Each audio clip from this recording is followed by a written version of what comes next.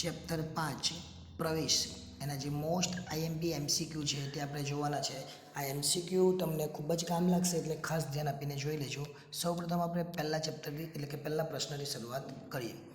ભાગીદારના પ્રવેશ વખતે સામાન્ય અનામત અને નફા નુકસાન ખાતાની જમા બાકી ખાલી જગ્યા ખાતે લઈ જવામાં આવે.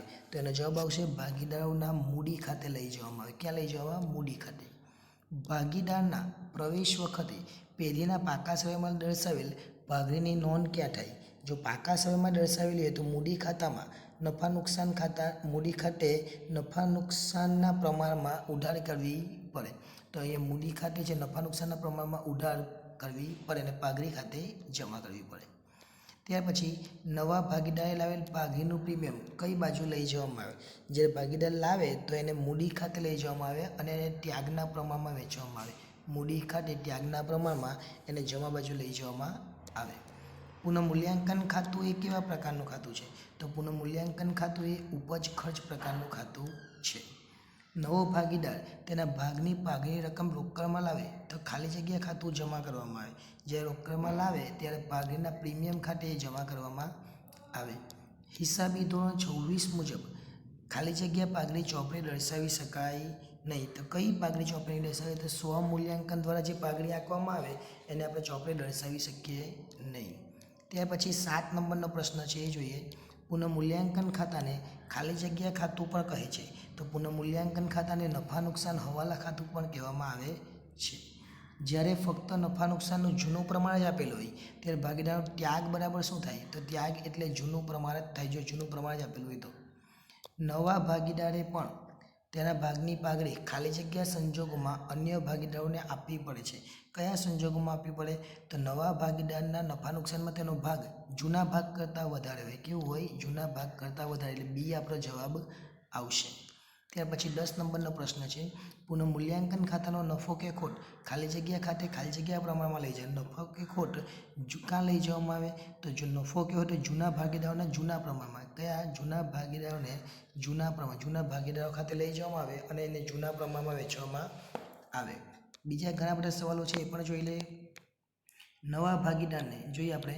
નવા ભાગીદારને ચાલુ ભાગીદારી પેઢીમાં કઈ રીતે પ્રવેશ આપી શકાય? તો કઈ રીતે? તો કરારમાં નવા ભાગીદારના પ્રવેશ અંગે જોગવાઈ હોય તેને અનુસરીને. એટલે આપણો સી છે એ આપણો જવાબ આવશે.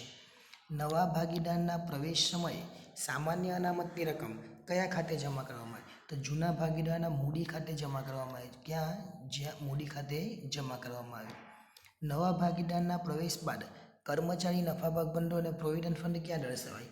તો નવા પાકા સરવૈયામાં મૂડી દેવા બાજુ પર લખવામાં આવે. નવા પાકા સરવૈયામાં મૂડી દેવા બાજુ. નવા ભાગીદારના પ્રવેશ બાદ ભવિષ્યમાં પેઢીનો નફો બધા ભાગીદારો વચ્ચે ક્યાં વેચાશે? તો બધા ભાગીદારો વચ્ચે કયા પ્રમાણમાં વેચાય? તો બધા ભાગીદાર પેઢીનો નફો છે જો એટલે બધા ભાગીદાર વચ્ચે નવા પ્રમાણમાં વેચવામાં આવે. કયા પ્રમાણમાં? નવા પ્રમાણમાં. અ અને બ 3:2 પ્રમાણમાં નફો નુકસાન વેચે છે. કને એ લોકોએ ભાગ આપે છે અને નફા નુકસાનનું વહેંચણીનું નવું પ્રમાણ શોધવાનું. ખાસ ધ્યાન આપીને દાખલો ગણજો. 12:8:5 આવશે. બહુ સરળ છે. બાકીના નફાનો ભાગ અને પછી ગુણાકાર કરવાનો આવે. ભારતીયની રચના સરખે હિસ્સે નફો નુકસાન વેચે છે. એટલે 1:1. સ્તુતિને 1/4 ભાગે પ્રવેશ આપ્યો છે. તેમનું નફા નુકસાનનું નવું પ્રમાણ આપણે શોધવાનું છે. એટલે જવાબ આવશે 3:3:2. મૈત્રી અને મિતાલી 3:1 પ્રમાણમાં નફો નુકસાન વેચતા ભાગીદારો છે. તેમણે જૈમિનીને ભાગીદારીમાં દાખલ કરી અને નવું પ્રમાણ આપેલું છે. આપણે ત્યાગ શોધવાનો છે. એટલે ત્યાગનો જવાબ આવશે 7:1. એ પણ દાખલો ગણશો એટલે આવી જશે. ચેક કરી લેજો. અભી અને અમી સરખા હિસ્સાના ભાગીદારો છે. તેઓએ આભાએ 1/4 ભાગે પ્રવેશ આપ્યો. અભી અને અમીનું આપણે પ્રમાણ શોધવાનું છે. એટલે જવાબ આવશે 1:1. નવા ભાગીદારના પ્રવેશને કારણે મિલકતો દેવાના પુનઃમૂલ્યાંકનની અસરો દર્શાવતું કયું ખાતું ખોલવામાં આવે? તો કયા પ્રકારનું ખાતું ખોલવામાં આવે? તો પુનઃમૂલ્યાંકન ખાતું ખોલવામાં આવે. ત્યાર પછી આગળ જોઈએ. દેવાના પુનઃમૂલ્યાંકનની અસર આપતા જો દેવાની કિંમતમાં ઘટાડો થાય તો શું કરવાનું? ઘટાડો થાય તો જો મિલકતમાં વધારો એટલે ઉધાર, તો દેવામાં ઘટાડો એટલે પણ ઉધાર થાય. એટલે પુનઃમૂલ્યાંકનમાં ક્યાં થશે? પુનઃમૂલ્યાંકનમાં જમા થશે કે આમદનમાં ઉધાર થવાનું. નવા ભાગીદારના પ્રવેશ સમયે નક્કી થયેલ દેવાદારો પર વતાવ અનામતની રકમ ક્યાં દર્શાવવામાં આવે?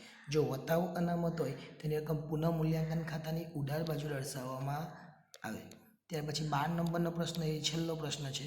પુનઃમૂલ્યાંકન ખાતાની નફો કે ખોટ કયા ખાતે લઈ જવામાં? જો પુનઃમૂલ્યાંકન ખાતાનો નફો કે ખોટ હોય તો એકચ્યુઅલી મૂડી ખાતે લઈ જાય, પણ મૂડી ખાતું નથી આપ્યું એટલે ક્યાં લઈ જવામાં આવે? ચાલુ ખાતે લઈ જવામાં આવે. એટલે આ તો પ્રવેશ એટલે કે 5મું ચેપ્ટર એના MCQ. નેક્સ્ટ ટાઈમ જ્યારે મળીશું ત્યારે 6થું ચેપ્ટર એટલે નિવૃત્તિના MCQ જોઈશું. આભાર.